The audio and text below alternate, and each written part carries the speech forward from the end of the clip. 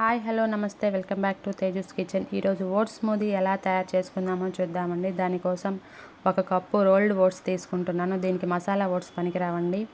20 బాదం పప్పులు, 6-7 ఖర్జూరము విత్తనాలు తీసుకొని వేసుకోవాలి. అండ్ అలాగే కాచి చల్లార్చుకున్న పాలని 1 గ్లాస్ తీసుకొని వేసుకోవాలి. మొత్తం కలిసేలాగా బాగా కలుపుకోవాలండి మిశ్రమాన్ని.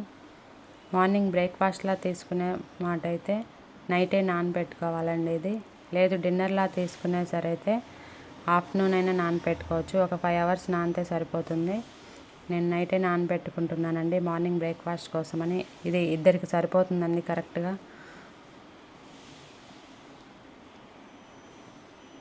మార్నింగ్ కల్లా చూడండి బాగా నానిపోయింది.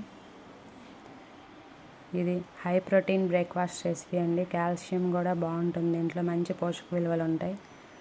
ఎవరైనా తీసుకోవచ్చు. మిక్సీ జార్ తీసుకొని మొత్తం ఒక మిక్సీ జార్లోకి వేసుకోవాలి.